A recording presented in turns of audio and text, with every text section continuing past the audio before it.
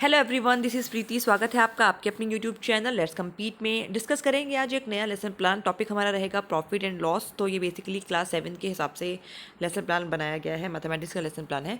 Lesson plan आप लोग बनाना जानते हैं। तो सबसे पहले हम लिखेंगे इसमें डेट, फिर क्लास मेंशन कर देंगे। सब्जेक्ट मैथमेटिक्स रहेगा, topic profit and loss, period कौन सा है आपका और क्या आपकी ड्यूरेशन है। ठीक है, इस तरीके से आपका पहले स्टार्टिंग में हम लेसन प्लान लिखते हैं। उसके बाद जैसा कि आप सभी लोग जानते हैं कि जनरल ऑब्जेक्टिव लिखे जाते हैं। मतलब कोई लेसन प्लान आप बना रहे हैं तो वो सब्जेक्ट का जो लेसन प्लान है, बेसिकली वो सब्जेक्ट पढ़ाने का आपका मकसद क्या है, क्या क्या लर्निंग आउटकम्स आप अचीव कर सकते हैं या करना चाहते हैं, वो बेसिकली इसमें आता है। तो मैथ्स को हम पढ़ा रहे हैं, तो मैथ्स के रिगार्डिंग मैं अगर बात करूँ तो to develop the ability of imagination, reasoning and observation. हम जो कुछ भी पढ़ा रहे हैं हम ये मानते हैं कि बच्चे के अंदर इमेजिनेशन, रीजनिंग, ऑब्जर्वेशन की पावर डेवलप हो। To develop scientific attitude among students, to develop problem solving attitude among students. ये बेसिकली जनरल ऑब्जेक्टिव मैंने यहाँ पर 3 मेंशन करे हैं। आप अपने हिसाब से 4, 5, 6, 7 जितने आप लिखना चाहते हैं उतने लिख सकते हैं। ठीक है, और जनरल ऑब्जेक्टिव बेसिकली जो जितने भी लेसन प्लान्स होते हैं सब्जेक्ट की मैं बात करूँ तो वो सेम ही रखे जाते हैं, बेसिकली सेम ही रखते हैं। ठीक है, सिर्फ स्पेसिफिक ऑब्जेक्टिव हमारे अलग हो जाते हैं क्योंकि वो टॉपिक से रिलेटेड होते हैं, और जनरल ऑब्जेक्टिव पर्टिकुलर सब्जेक्ट के सेम ही होंगे क्योंकि वो आपके सब्जेक्ट से रिलेटेड होते हैं। चलिए फिर आता है हमारा specific objectives.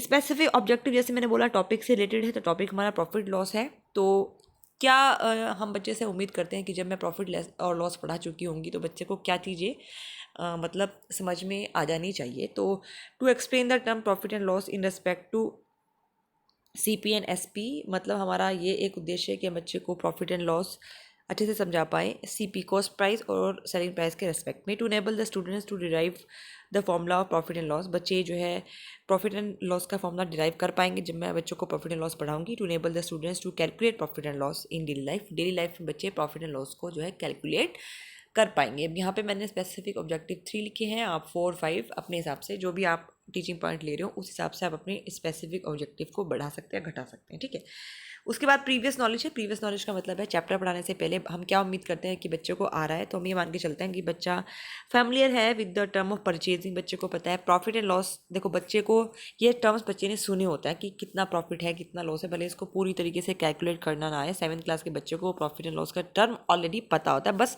Mathematically how would you calculate it ये नहीं उसको पता होता। परसेंटेज ये मान के चलते हैं कि बच्चे को परसेंटेज के बारे में पता है। ठीक है, टीचिंग एड मान के क्या चलते हैं, बच्चे को ऑब्वियसली बात है 7th में है तो परसेंटेज के बारे में पता ही है। टीचिंग एड हमारे पास ब्लैक बोर्ड है, चौक है, डस्टर है, चार्ट अगर आप यूज़ कर रहे हैं तो मैंने यहाँ पे चार्ट लिखा है। अगर आप चार्ट यूज़ कर रहे हैं तो चार्ट लिखेंगे, मॉडल यूज़ कर रहे हैं तो मॉडल लिखेंगे आप। ठीक है, तो उस हिसाब से आप अपना टीचिंग एड को चेंज कर सकते हैं। ठीक है, चलिए अब हमारा बात आता है इंट्रोडक्शन। इंट्रोडक्शन पार्ट में 2 कॉलम बनते हैं, teachers activity, students activity. Teachers activity में बेसिकली जो टीचर पूछेगा क्वेश्चन बच्चे से, स्टूडेंट एक्टिविटी में जो स्टूडेंट्स आंसर देंगे। पर्पस हमारा ये होता है कि बच्चा हमारा जो है वो आपका जो टॉपिक है वो उसके मुंह से हम निकलवाते हैं बेसिकली। तो मोस्ट ऑफ द टाइम तो बच्चे, छोटे बच्चे तो बेसिकली आंसर नहीं भी दे पाते हैं। कुछ टॉपिक्स आपके निकल जाते हैं जो कुछ टॉपिक बच्चे नहीं बता पाते हैं कि क्या पढ़ा रहे हैं, तो उसमें प्रॉब्लमेटिक लिखा जाता है। फिर चलिए देखते हैं। फर्स्ट क्वेश्चन मैंने पूछा, what name will be given to a price at which a thing is purchased. कोई चीज़ अगर जिस प्राइस पर परचेज खरीदी जाती है उस प्राइस को क्या कहेंगे, तो स्टूडेंट ने बोला कॉस्ट प्राइस, ये बच्चे को पता होता है।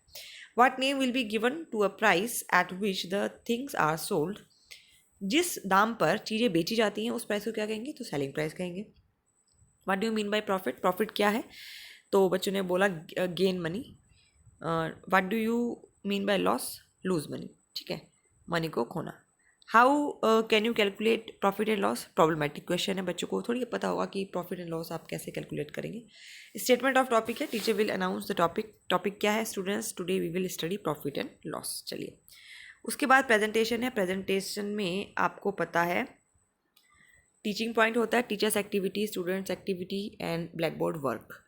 तो टीचिंग पॉइंट में सबसे पहले हम इंट्रोडक्शन बताएंगे, बच्चे को एक एग्जांपल मैं देने वाली हूँ, उससे बच्चे के को कौन से बताया जाएगा कि क्या कॉस्ट प्राइस है, क्या सेलिंग प्राइस है, क्या प्रॉफिट है, क्या लॉस है। ठीक है, तो वो एक न्यूमेरिकल होगा बेसिकली।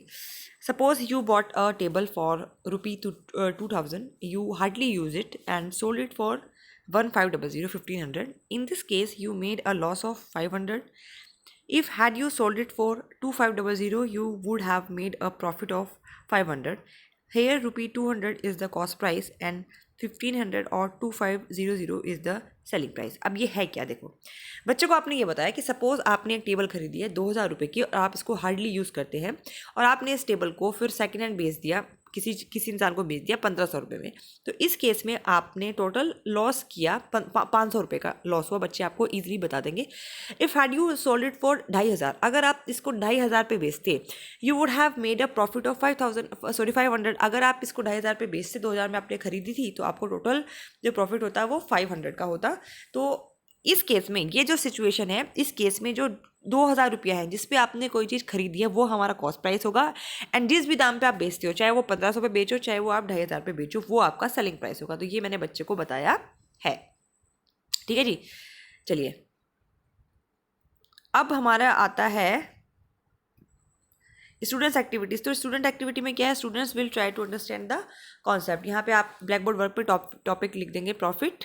तो प्रॉफिट कितना, 500, लॉस हुआ 500 का। चलिए नेक्स्ट हमारा आता है प्रॉफिट। प्रॉफिट क्या है, तो when we purchase any object at low price and sold it at higher price, it is called profit. जब हम किसी आइटम को, किसी ऑब्जेक्ट को एक लो प्राइस पे खरीदते हैं और हाई प्राइस पे बेच देते हैं, इसको प्रॉफिट कहते हैं।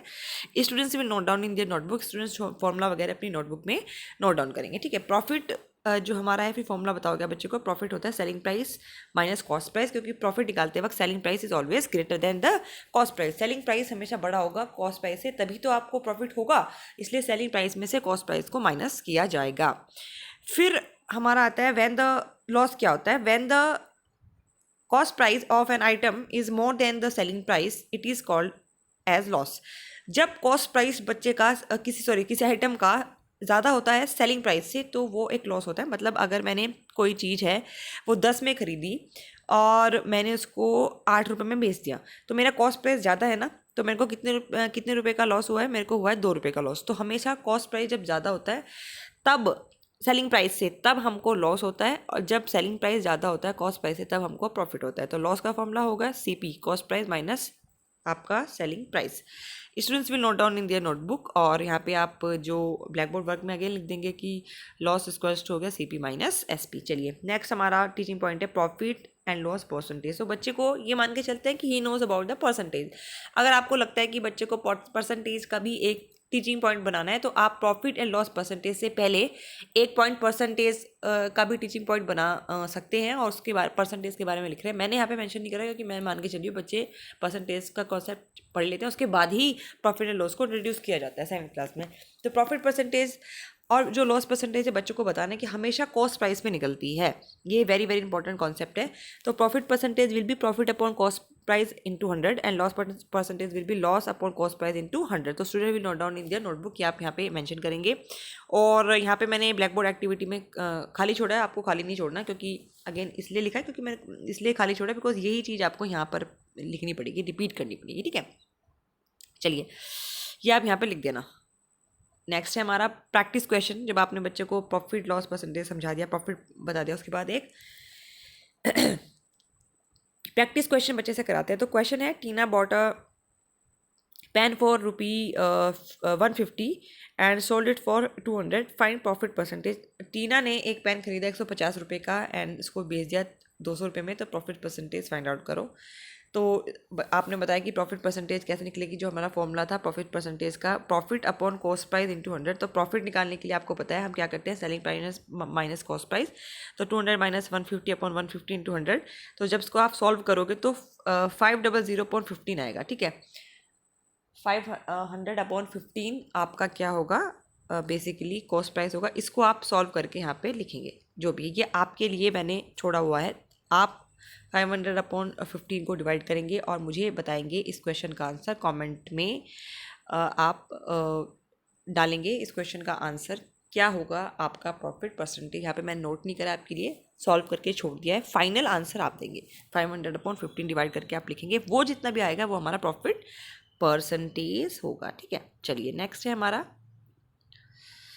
Recapitulation.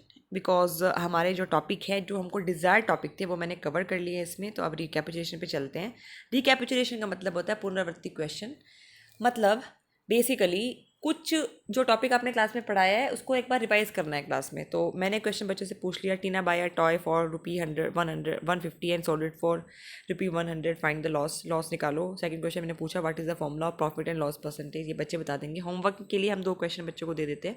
Rohan purchased a chair for ₹5500 due to some scratches on its top. He had to sell it for ₹4000. Find its loss percentage. Question number 2 है, लीला buy a car for ₹5 lakh. After some years she sell it for ₹3 lakh. Find the loss. तो एक में आपको loss percentage निकालनी है और एक में लॉस निकालनी है। तो इस तरीके से सिंपल वे में हमने कंप्लीट किया है अपना प्रॉफिट एंड लॉस का जो हमारा लेसन प्लान है उसको। फिलहाल के लिए इतना ही, जल्दी मिलते हैं अगली वीडियो में। कोई डाउट हो तो आप प्लीज़ मुझे कमेंट सेक्शन में बताना, और ज़्यादा से ज़्यादा अपने दोस्तों के साथ शेयर करना वीडियो अगर आपको पसंद आई है। लेसन प्लान आप मेरे चैनल पर देख सकते हो, लेसन प्लान की अलग से प्लेलिस्ट बनी हुई है। फिलहाल के लिए इतना ही, जल्दी मिलते हैं अगली वीडियो में, तब तक के लिए बाय बाय, टेक केयर।